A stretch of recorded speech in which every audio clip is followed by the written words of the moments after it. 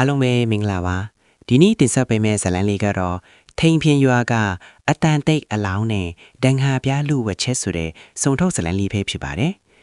ဇာတ်လမ်းလေးမစားခင်ကျွန်တော်ရဲ့ channel လေးကို like and subscribe နေဖို့မမေ့နဲ့အောင်နော်နေဝင်ရိုးရီအချိန်ဖြစ်သည်ထားရဝတီခရိုင်တွင်ရှိထိန်ပင်ရွာလေးသည်ဝါဆိုလဲမွေးဖွေးညအောက်တွင်မိုင်းညို့နေရွာထိပ်ရှိညောင်ပင်ကြီးအောက်တွင်ရဲအုပ်ပမောင်သည်ဖုံးတက်နေသောသူ၏စပီးအိုကြီးကိုရက်လိုက်ရင်းနဖိုးကချွေးကိုတုပ်လိုက်သည်သူရှိတွင်ရက်နေသည်ကအသားညိုညိုအရက်ခက်ပြက်ပြက်နှင့်မျက်လုံးများကစူးရှားတောက်ပါနေသောလူတစ်ယောက်ထိုသူကအခြားသူမဟုတ်နာမေးကျော်ဆုံးထောက်ဦးဆိုင်ရှားပင်ဖြစ်သည်ဘယ်လိုလဲပမောင်မင်းပြောတဲ့အလောင်းကအခြေအနေထူလားဦးဆိုင်ရှားကစေးထံကိုခက်မှန်မှန်ဖွာရင်းမိလိုက်သည်ရဲအုပ်ပမောင်ကတပြင်းချကထူးတယ်ဆိုတာမှဆန်းကိုဆန်းနေတာဆရာရှာအလောင်းကလဲသမားတာအေးရဲ့အလဲကန်တင်နားမှာတွေ့တာဒါပေမဲ့ထူးခြားတာကအလောင်းရဲ့ပါစက်ထဲမှာရှေးဟောင်းတကားပြားတပြငုံထားတာပဲရွာသားတွေကတော့တရဲတစီလက်ချက်လို့ပြောနေကြပြီဦးဆိုင်ရှား၏မျက်မှောင်များကျုံသွားပြီးတကားပြားဟိုလားစိတ်ဝင်စားစရာပဲကဲသွားကြစို့ငါ့ကိုအခင်းဖြစ်တဲ့နေရာအရင်လိုက်ပြပါအခင်းဖြစ်ပွားရာနေရာသို့ရောက်တော့ထားရွာလူကြီးဦးအေးနဲ့ရွာသားအချို့ဝိုင်းအောင်ကြည့်နေကြသည်လူအုပ်ထဲတွင်အသက်12ခန့်ရှိသောနွားချောင်းသားလေးမောင်လုံးတယောက်ကြောက်လန့်ဖြင့်ငိုမဲမဲဖြစ်နေ၏ဒီကလေးကအရင်ဆုံးတွေ့တာလားဦးအေးဦးဆန်ရှားကမေးလိုက်သည်ဟုတ်ပါတယ်ဆရာကြီးမောင်လုံးကနွားချောင်းအင်းလိုက်ရှာတာလူသေးကောင်ကြီးကိုတွေ့တော့လန့်ဖြန့်ပြီးပြေးလာတာပဲဟုဦးအေးကဒုံရင်ဖြေသည်ဦးဆန်ရှားသည်အလောင်းနားသို့တိုးသွားသည်တေဆုံသူမှာရွာကလှူမဟုတ်အဝတ်အစားထက်ရနှင့်ဒူးစိမ့်တယောက်ထသည်ဦးဆန်ရှားသည်လက်အေးဆွက်ကအလောင်းရဲ့ပါးဆက်ကိုဖြီးညင်းစွာဟကြည့်လိုက်သည်တောက်ပနေတော့ရွေတကားပြားတစ်ခုဒါကတာမန်လူသက်မှုမဟုတ်ဘူးပမောင်ဦးဆန်ရှားကတကားပြားကိုမြောက်ကြည့်ရင်ပြောသည်ဒါကတဆုံတယောက်ကိုတတိပေးတဲ့သင်္ကေတပဲမနှင်းမြရွာသူချောတယောက်ကသူမနှင့်သူသည်ရွာဖြင့်ရှိစေအတွင်စကားပြောနေသည်ကိုတွေ့ခဲ့ရကြောင်းတည်င်းထွက်နေသည်သူမသည်တခုခုကိုထိန်းချန်ထားပုံရောသည်လဲသမားတာအေးအလောင်းတွေ့သည်လဲပိုင်ရှင်သူသည်တေဆုံးသူနှင့်ငွေကြီးကိစ္စအကြီးကျယ်စကားများဖူးသည်ဟုသိရသည်ဒေါ်ကူလာမှငွေတိုးချေးသူတရွာလုံးကကြောက်ရသောအတိုးကြီးစာတေဆုံးသူသည်သူမထံမှငွေအမြောက်အများချေးယူထားသူဖြစ်သည်ဦးဆန်ရှာကျမကတော့ဘာမှမသိပါဘူးတော့ကျမပိုက်ဆံကိုသူကပြန်မပေးနိုင်လို့လာတောင်းလာပေးရှိတာဟုဒေါ်ကူလာမကသူ့ရဲ့ရွှေဆွဲကြိုးကြီးကိုကိုင်ရင်ငင်းဆိုသည်ဦးဆန်ရှာကတော့ဘာမှမပြောသေးပဲဈေးတန်ကိုသာခတ်အေးဖွားနေသည်သူ့ရဲ့မျက်လုံးများကတော့ဒေါ်ကူလာမ၏လက်သေးကြားကရွှင်စလေးများကိုအကဲခတ်နေလေသည်ညအမောင်လာပြီးဦးဆန်ရှာသည်ရွာဦးကျောင်းစီအတွင်ထိုင်ရင်မဆုစာအုပ်ကိုကြည့်နေသည်ပမောင်မင်းတတိထားမိလားမောင်လုံးပြောတာကသူအလောင်းသွေးတဲ့အချိန်မှာမင်းင်းမြကလဲတော့ဘကနေအပြေးအလွားပြန်လာတာကိုတွေ့တယ်တဲ့ဒါပေမဲ့မင်းင်းမြကအိမ်မှာပဲရှိနေတာပါလို့ညင်းနေတယ်ဟုတ်တယ်ဆရာရှာပြီးတော့တာအေးကလည်းသူ့လက်ထဲမှာလူသေးတာကိုမထိပါဘူးလို့ပြောတာကလည်းရုပ်တိမရှိဘူးဦးဆန်ရှားကပြုံးလိုက်သည်ဒီအမှုမှာလူတိုင်းကလိန်နေကြတာဒါပေမဲ့အလောင်းရပါဆက်ကတကားပြားကတော့မလိန်ဘူးအဲ့ဒီတကားကဒေါ်ကူလာမရဲ့ဘိုးဘွားပိုင်ဖြစ်စီဆိုလားငါတီးလိုက်သည်နောက်တနေ့နက်နက်စောစောတွင်ဦးဆန်ရှားသည်ရွာလဲရှိမနှင်းမြ၏အိမ်သို့ရောက်သွားသည်မနှင်းမြသည်မျက်လုံးမြမူအစ်နေသည်အဝတ်လော်အနည်းငယ်မှဦးဆန်ရှားကိုမြင်တော့တုံးလုသွားသည်မနှင်းမြကျုပ်ကဆုံးထောက်ဦးဆန်ရှားပါမေးစရာလေးနည်းနည်းရှိလို့မနှင်းမြကကောင်းငုံထားသည်မေးပါဆရာကြီးကျမတီးတာဆိုရင်ဖြေပါမယ်မနေ့ကညနေမိုးမချုပ်ခင်လေးမှညောင်ပင်ကြီးအောက်ကနေလေတော့ဘက်ကိုဘာသွားလို့တာလဲမောင်လုံးကညီကိုမြင်လိုက်တဲ့မနှင်းများသည့်လက်ထဲကအဝတ်ကိုကြစ်ချစ်ပအောင်ဆုပ်လိုက်သည်ကျမနွားပြောက်လို့လိုက်ရှာတာပါဆရာကြီးဦးဆန်ရှားသည်သူမရဲ့ခြေထောက်ကိုကြီးလိုက်သည်နွားရှာတာလားဒါပေမဲ့ညီရဲ့တပီးနားမှာကတ်နေတာတွေကလေတော့ကရွှင်နေမဟုတ်ဘူးတင်ချိုင်ကုန်းနားမှာပဲပေါက်တဲ့ညီကပ်မြက်သေးပါလားညီလိန်နေတယ်မနှင်းမြညီအလောင်းကိုတွားကြည့်တာမဟုတ်လားမနှင်းမြသည်ရုတ်တရက်ရှိတ်ကြီးရင်ကငိုချလိုက်တော့သည်ကျမထပ်တာမဟုတ်ပါဘူးဆရာကြီးရကျမရောက်သွားတော့သူကတေးနေပြီသူ့လက်ထဲမှာကျမရဲ့ပူဆိုးစတဲ့ကိုစုထားလို့ကျမကြောက်တီတွားပြန်ယူလာပါဦးဆန်ရှားနဲ့ရဲအုပ်ပမောင်တို့သည်လဲဓမောက်ထာအေးထံဆက်သွားကြ၏ထာအေးမှာထန်းရည်မူချင်းအိမ်အောက်မှာထိုင်နေ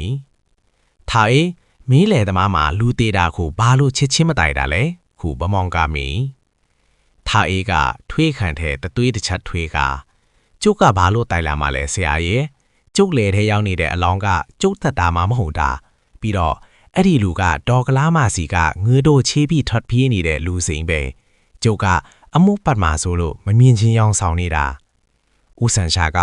ถ่ายเองใดตัวเองกัดนี้ต่อตัวเสร็จเช่าตะคือกูและยูเพียงตัวจีถ้าก็บาตัวแลถ่ายเม็ดหนาเปียตัวถ้าก็จัตตาราบาเสียจัตตัวก็ดีแล้วมันเมบุไทยเมทคู่กูพงเกวนี่บีทัวนี้ยาเดินสันชาก็แย่อกบะมองก็ขอกาโดติกมาชาไล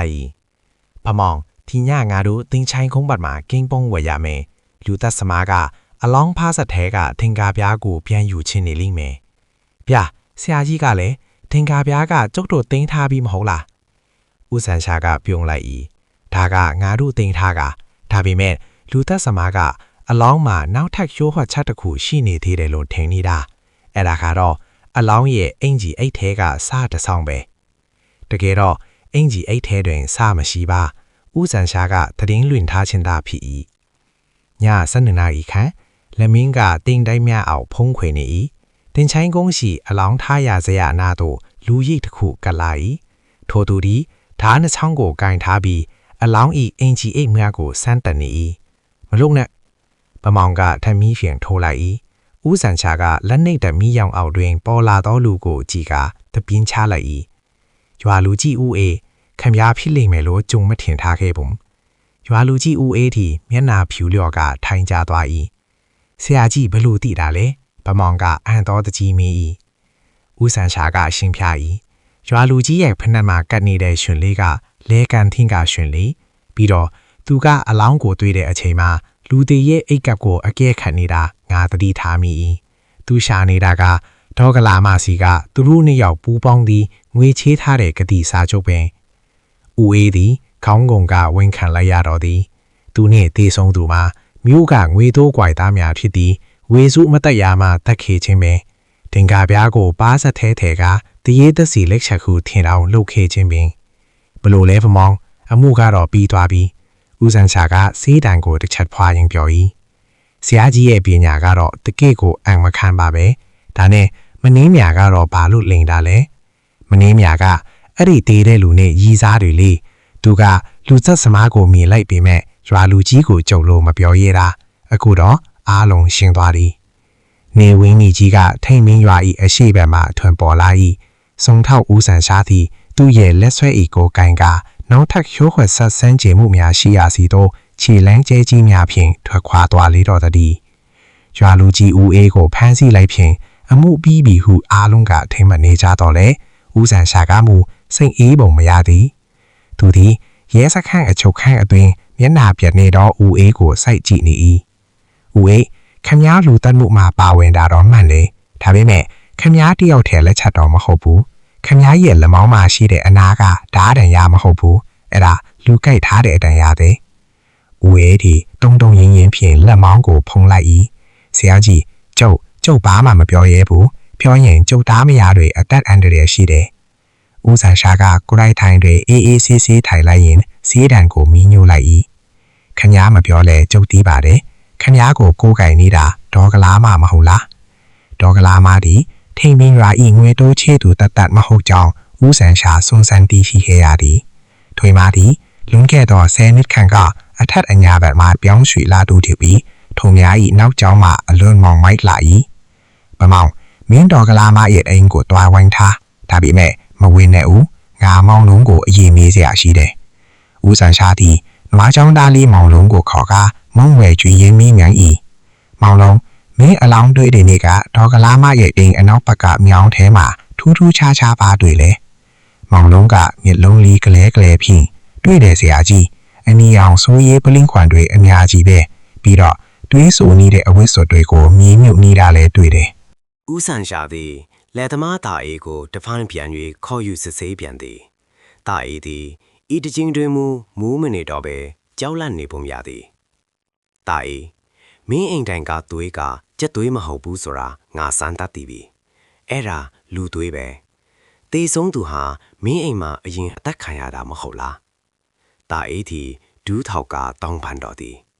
เสียเย่โจโกตันมาโซโลพาดอกกุลามากาลูโกโจเองขอลาบีสกาเพียวเดเวสุมาจัดดอกกุลามากาเบตู้เล็กเทกาดาเมียวเนโทสตัดไหลดาพี่ดอมายัวลูจีโกขอบีอลองเพียวไข่นะพา ဒါဆိုတကားပြားကကောအေလာကဒေါ်ကူလာမကလူတွေကိုထင်းယောင်ထင်းမဖြစ်အောင်ထဲခိုင်းတာပါသူကရှေးဖြစ်ဟောတတ်တဲ့အကြမ်းမြင်စရာမယုံဆောင်ထားတော့တရေတစီလှုပ်စာကျွေးတယ်လို့လူတွေထင်အောင်လုပ်တာပါဦးဆိုင်ရှားတီဒေါ်ကူလာမဤဘင်းရှိသို့ရောက်သွားသည်ဒေါ်ကူလာမတီအိမ်ပေါ်တွင်ပူတီးစိတ်နေဟန်ဖြင့်ထိုင်နေတော့လေသူမဤမျက်လုံးများကကောက်ချစ်စင်လဲမှုတို့ဖြင့်ပြီးနံနေသည်ဟောဆရာကြီးဦးဆိုင်ရှားပါလားအမှုကရွာလူကြီးကိုဖန်ပြီးပြီဆိုတော့ပြီးပြီမဟုတ်လားကျုပ်စီဘာလာလောက်တာလဲဦးဆိုင်ရှားကအိမ်ပေါ်သို့ဖြီးညင်းစွာတက်လာသည်အမှုကမပြီးသေးဘူးဒေါ်ကူလာမခင်များရဲ့ငွေတူးရိုက်တဲ့ဇက်ကိုကျုပ်လာကြည့်တာဒေါ်ကူလာမဤမျက်နှာသည်ပြာနန်းသွားသည်ရှင်ဘာဒီပြောနေတာလဲခင်များကငွေတူးချေတာမဟုတ်ဘူးငွေတူးသေးကိုရွာသားတွေစီမှာရောနော်သည်လဲလဲနေတာ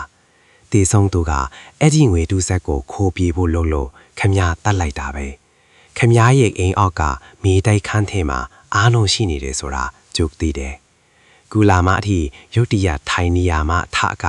ခါးကြားမှဓားမြောင်ကိုထုတ်၍ဦးဆန်ရှားကိုထိုးရန်ပြေးဝင်လာသည်သို့တော့ဦးဆန်ရှားကလင်းမြန်းစွာပင်ရှောင်းတင်းလိုက်သည်သူမ၏လက်ကောက်ဝက်ကိုဖန်ချုပ်လိုက်သည်ဗမောင်ဝင်ခဲ့တော့ရဲအုပ်ဗမောင်နဲ့ရဲသက်သားများအိမ်ထဲသို့ပြေးဝင်လာကဒေါ်ကူလာမကိုလက်ထိတ်ခတ်လိုက်ကြသည်အိမ်အောက်ရှိလိုဝတ်မြေတိုက်ခန်းကိုရှာဖွေရာတွင်ငွေတူးရိုက်တဲ့ကရိယာများနှင့်အတူအခြားသောရာဇဝတ်မှုအထောက်အထားများစွာကိုတွေ့ရှိလိုက်ရသည်ထိန်ပင်ရွာလေးသည်ယခုမှပင်အေးချမ်းသွားတော်သည်မနေမီသည်လေသူမ၏ချစ်သူတည်ဆုံမှုအတွက်ဝမ်းနည်းနေတော်လဲတရားခံအစစ်အမှန်ကိုဖမ်းမိဖြင့်စိတ်သက်သာရာရသွားသည်ဦးဆန်ရှာသည်ရွာထိပ်ရှိညောင်ပင်ကြီးအောက်တွင်မတ်တက်ရရင်မမောင်လောဘဆိုလားလူကိုအကန်လူတာပဲဒေါ်ကူလာမဟာငွေတူတွေနဲ့ချမ်းသာခြင်းပေးမဲ့နောက်ဆုံးတော့လဲအချုပ်ခန်းထဲမှာပဲသူ့ဘဝဆုံးရတော့မယ်ဆရာကြီးရဲ့အငြင်ကတော့တကယ့်ကိုထိုးထွင်းသိမြင်နိုင်စွမ်းရှိလာပါတယ်ဟုဗမောင်ကချီးကျူးလိုက်သည်